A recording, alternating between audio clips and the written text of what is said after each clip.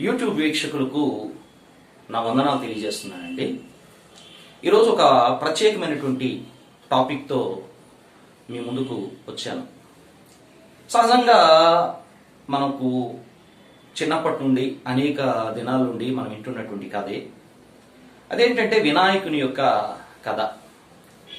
వినాయకుడు ఎలా చేయబడ్డాడు, వినాయకుడు మరి యొక్క పార్వతి స్నానం చేస్తున్నప్పుడు ఆ నలుగుతో ఒక బొమ్మను చేయడం, దానికి ప్రాణం పోయడం, వినాయకుడు అని పేరు పెట్టడం. అలాగే పార్వతి స్నానం చేస్తుండగా ఆ బాబుని బయట, ఆ వినాయకుడిని బయట పెట్టి ఎవరిని రావద్దని చెప్పడం. ఈలోగా శివుడు మరి ముల్లోకాలు తిరుగుకుంటూ లోనకు వస్తున్నప్పుడు ఈ వినాయకుడు అడ్డేసరికి శివుడు మరి వెంటనే ఆ యొక్క వినాయకుడు తల తీసేయడం, అదేటో వెళ్ళిపోయిన తర్వాత మరి పార్వతి వచ్చి అయ్యో ఈ విధంగా ఆయన మన కుమారుడిని చెప్పిన తర్వాత మరి వినాయకుడికి ఒక గజాసురుడు అనేటటువంటి ఒక ఏనుగు తలకాయని తీసుకొచ్చి వినాయకుడికి అతకడం. ఇవన్నీ మనకు తెలిసిన విషయాలు, మనం చాలా రోజుల నుండి వింటున్నాం. అయితే ఈ వినాయకుడిని మరి చాలా దేవతలు వచ్చి మరి వారి యొక్క విఘ్నాలు తొలగిపోవడానికి వినాయకుడు పూజించేలాగున ఈ వినాయకుడికి విఘ్నేశ్వరుడు అనేటటువంటి పేరు కూడా పెట్టారు. అయితే చాలా దేశాల నుండి అనేక మంది వినాయకుడి దగ్గరకు ఉండ్రాలు, కుడుములు, లడ్డూలు, ఇంకా వాడపప్పులు, ఇవన్నీ చాలా చాలా తినుబండారాలు తీసుకుని వచ్చారు. తీసుకుని వచ్చినప్పుడు వినాయకుడు ఏం చేశాడంటే బాగా తినేశాడు. బాగా తినేసినప్పుడు ఇంకా ఎంత తినేశాడంటే కనీసం కదలలేకపోతున్నాడు అనమాట. అలాగూ మరి కొన్ని తినేసి బాగా తిన్నాడు. ఎంత తిన్నాడంటే మీకే అర్థమవుతుంది. కడుపు నిండా తినేసి ఆ ఉండ్రాలు, లడ్డులు, అలాగే వడపప్పు, జీడిపప్పు, కుడుములు అన్నీ కూడా బాగా తినేసి మరి కొన్ని ఇంకా పట్టుకొని కైలాసానికి వెళ్ళాడు. శివుడు పార్వతి దగ్గరికి వెళ్ళినప్పుడు మరి వాళ్ళని వంగి నమస్కారం చేయబోయాడు వినాయకుడు. వంగి నమస్కారం చేయబోతే ఇలాగూ ఇంకా శివుడి దగ్గరికి ఇలా వంగపోయేసరికి కడుపు నిండా తినేశాడు కాబట్టి వంగలేకపోతా అన్నాడు.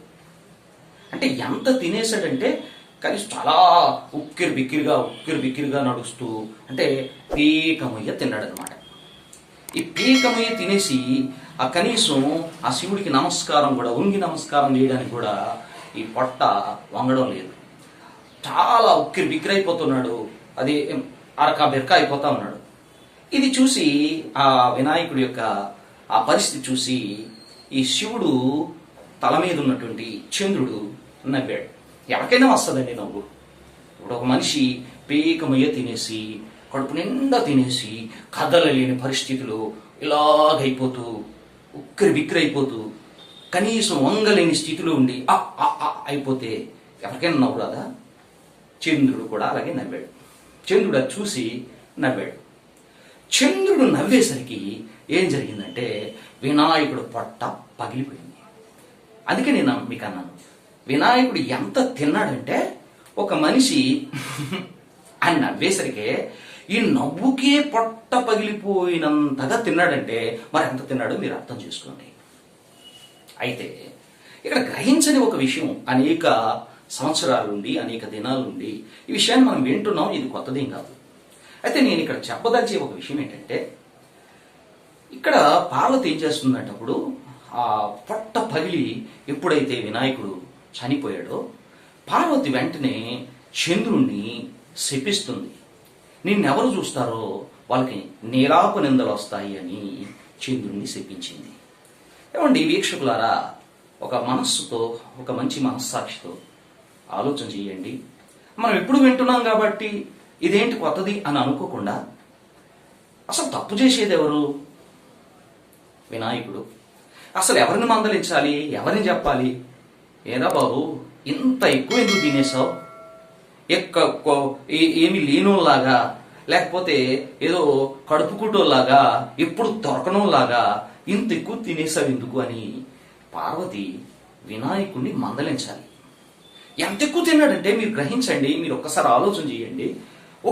ఒకరు నవ్వేసరికే పొట్ట పగిలిపోయేంత ఎంత ఎక్కువ తిన్నాడంటే కనీసం ఆ శివుడు పార్వతికి వంగి నమస్కారం చేయలేనంత తినేశాడు. అప్పుడు వీళ్ళు ఏం చేయాలి? పార్వతి ఏం చేయాలి? ఇంతెందుకు తినేసావు అని మందలించాలి.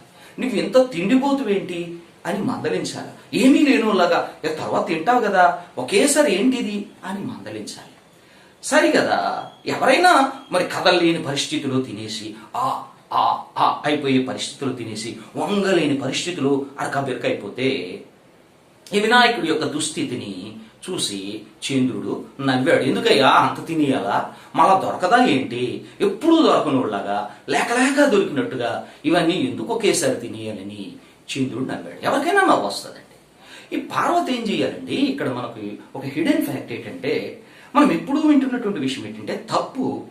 మనం ఎప్పుడూ వింటూ గ్రహించినటువంటి విషయం ఇది అంటున్నాను నేను. తప్పు చేసేది వినాయకుడు. వినాయకుడిని గద్దించాలి, వినాయకుడిని మందలించాలి.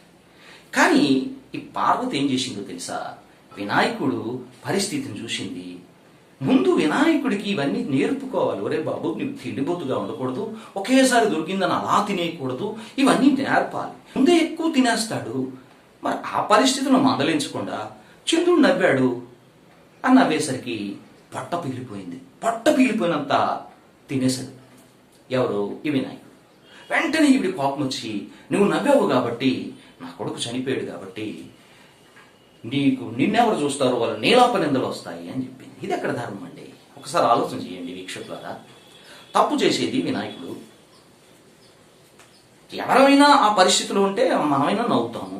ఎవరైనా ఒక మనిషిని చూసి తినలేక రోడ్డు మీద అదొకలాగా నడుచుకుంటూ వెళ్ళిపోతే మనమైనా నవ్వుతాం, నవ్వు వస్తుంది. అయితే చంద్రుడు నవ్వాడు.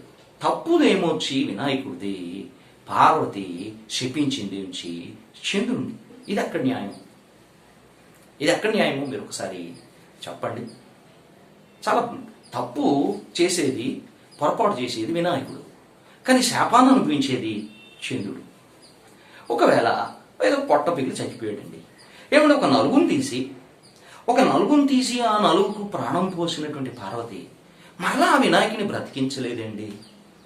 మళ్ళా వినాయకుడిని బ్రతికించలేదు. సరికదా, ఒక నవ్వినోడిని అరే ఇలా చేస్తావా అని చెప్పి ఆ చంద్రుణ్ణి నీలాపనిందలు, నీ ముఖం ఎవరు చూస్తారో, నిన్నెవరు చూస్తారో వాళ్ళకి నీలాపనిందలు వస్తాయని శపించేసింది. ఏంటిదంతా? ఏంటంటే ఒకటి మనం గ్రహించాలి, ఒకటి ఆలోచన చేయాలి. ఈ ఒక నలుగుని ఒక రూపాన్ని చేసి ఆ రూపానికి ప్రాణం పోసిన పార్వతి, దానికి ఆ ప్రాణం పోయినప్పుడు మళ్ళా ప్రాణం పెట్టేయచ్చు కదా? లేదు, కవికి అంత జ్ఞానం లేదు. ఈ కథను రాసిన కవికి, ఇది కల్పించి రాసినటువంటి కవికి అంత జ్ఞానం లేదు. జ్ఞానం అంటే కొన్నిట్లో ఆయనకు ఒక ధీమా ఉందండి. ఏంటి ఆ ధీమా అంటే, నేను ఎలాంటి కథ రాసినా, నేను ఎన్ని అల్లికలతో కథలు రాసినా వినే జనాలు, కళ్ళు మూసుకొని తల ఊపుకొని వినే జనాలు ఉన్నారు అనేది ఈ కథ రాసినటువంటి ఆ కవికి ఒక హామీ, ఒక ధీమ. ఆ ధీమాతోటే ఇలాంటి కల్పితమంతా రాశాడు. వీక్షకులారా మీరు గ్రహించండి, తప్పు వినాయకుడిది. పార్వతి శపించింది చంద్రుడు. ఇది న్యాయమైనది కాదు. అయితే దీనికి తోడు మరి ఈరోజు ఎందుకంటే ఈ మాటలు మీరు మాట్లాడుతున్నారు, ఇదంతా అవసరమా? అవసరమేనండి. కరుణాకర్ సుగుణ అనేటటువంటి ఒక సహోదరుడు ఒక విషయాన్ని ప్రస్తావించాడు. ఏంటంటే, పాపం దావీదు చేశాడు.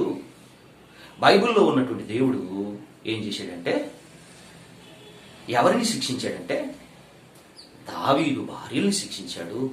ఇది బైబిల్లో ఉన్న దేవుడికి ఏమి న్యాయము అన్నాడు. కానీ సహజంగా అండి, దావీదుని దేవుడు శిక్షించాడు. దావీదుని ఏమి విడిచిపెట్టేయలేదు, క్షోభకు గురి చేశాడు.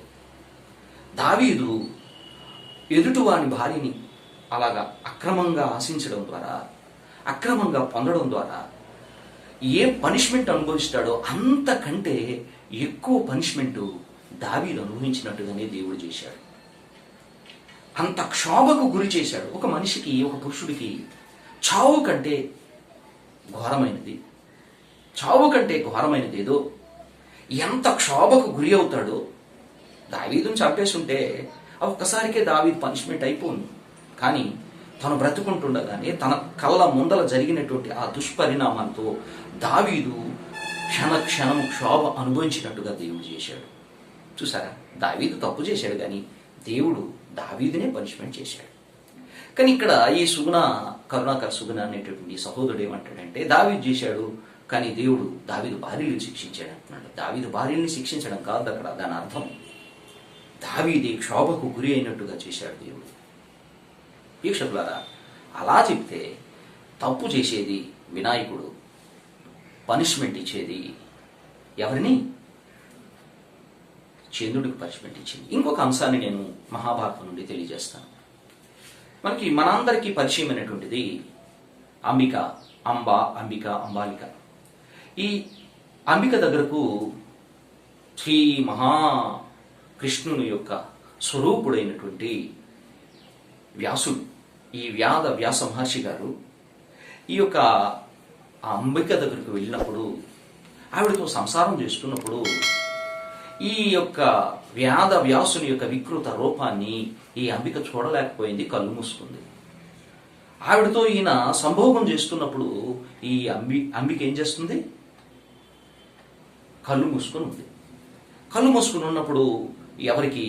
ఈ యొక్క కృష్ణుని యొక్క స్వరూపి అయినటువంటి ఈ వ్యాసుడికి చాలా కోపం వచ్చేసింది. నేను నీతో సంభోగం చేస్తున్నప్పుడు నువ్వు కళ్ళు తెరకుండా కళ్ళు మూసుకుంటావా, కాబట్టి నీకు పుట్టబోయేవాడు గుడ్డివాడై పుడతాడు అని శపించేశాడు. ఎవరు? ఈ మహావిష్ణు స్వరూపి. ఇలా అంటున్నారే వేదవ్యాసుడు సాక్షాత్తుగా కృష్ణ పరమాత్ముడే అంటున్నారే. అలాంటిది ఆయన ఈ అంబికకు శపించేశాడు. ఎందుకట? ఈయన సంభోగిస్తున్న సమయంలో ఆవిడ కళ్ళు మూసుకుని ఉందని. అయితే మీరు ఇక్కడ గ్రహించండి వీక్షకులారా, అసలు ఒకవేళ వేదవ్యాసుని దృష్టిలో అంబికే తప్పు చేసినట్లయితే ఆవిడని ఏదో పనిష్మెంట్ ఇవ్వాలి. కానీ వ్యాసుడు ఏం చేశాడు? నీకు పుట్టబోయేవాడు గుడ్డివాడు అయిపోతాడు. అతనేనండి ధృతరాష్ట్రుడు. ధృతరాష్ట్రుడు గుడ్డివాడు అయిపోవడానికి కారణం ఎవరు? ఎవరో శిప్పించారు? తప్పు చేసేది, ఒకవేళ వ్యాసుని దృష్టిలోనే తప్పు చేసేది ఎవరు? అంబిక. కానీ ఆయన ఇచ్చే శాపం ఎవరికి? ఎవరు? ఈ మహావిష్ణు రూపి, ఈ సాక్షాత్తు వ్యాసు మహర్షి అంటే కృష్ణ పరమాత్ముని సమానుడు అన్నటువంటి వ్యాసుడు ఏం చేశాడు తెలుసా? పనిష్మెంటు అంబికకి ఇవ్వలేదు, ఆవిడ గర్భంలో పుట్టినోడికి ఇచ్చాడు. ఇది ఎక్కడ న్యాయం అండి? దీనికి కరుణాకర్ సుగుణ కానీ మిగతా హిందూ పండితులు ఎవరు కానీ సమాధానం తెలియజేయాలని నేను కోరుకుంటున్నాను. వీక్షకులారా, మరొకసారి గ్రహించండి. ఎప్పుడైనా ఎన్నోసార్లు మీరు ఈ వినాయకుని గురించి ఈ కథనాన్ని విన్నారు. ఇది ఎప్పుడైనా గ్రహించారా? ఆలోచన చేయండి. ఆలోచన చేయాల్సిందిగా నేను కోరుకుంటున్నాను. ఇది చాలా పొరపాటుతో కూడినటువంటి కల్పితాలన్నీ మీరు రాసుకున్న పురాణాల్లో ఉన్నాయి. దానిని తీసుకొస్తూ బైబిల్ మీద ఏదో రుద్దాలని చూసుకుంటే అది కుదరదండి. మీ పురాణాలు విప్పి ప్రతి దానిని వివరించి మేము తెలియజేస్తే మీరు తట్టుకోలేరు. దయచేసి మీరు గ్రహించండి, సామరస్యాన్ని కాపాడండి, అటువంటి వీడియోలు పెట్టకండి. అది ఒకరి దీన్ని కించపరుస్తూ అలా మీరు చేయకూడదని నేను తెలియజేస్తున్నాను. అయితే నేను ఎందుకు ఈ వీడియో చేయాల్సి వచ్చిందంటే, కరుణాకర్ సుగుణ గారు చేసినటువంటి ఆ వీడియోకు కౌంటర్గా నేను దీన్ని తెలియజేస్తూ ఉన్నాను. మరి వీక్షకులారా, హిందూ సహోదరులారా, ఒకవేళ నా మాటల్లో ఏదైనా మిమ్మల్ని బాధ పెడితే, మిమ్మల్ని గాయపరిస్తే మరి ఇంకోలా భావించకండి. నేను చెప్పేసి అసలు ఇది ఫ్యాక్ట్గా ఉందా లేదా, నేను చెప్పేది వాస్తవమా కాదా, లేకపోతే కామెంట్ రూపంలో పెట్టండి. మీ భావన ఏంటో, దాని అర్థం ఏంటో పెడితే మేము కూడా తెలుసుకుంటాం. దేవుడి మాటలు ఆశీర్వదించునుగాక. ఆమేన్.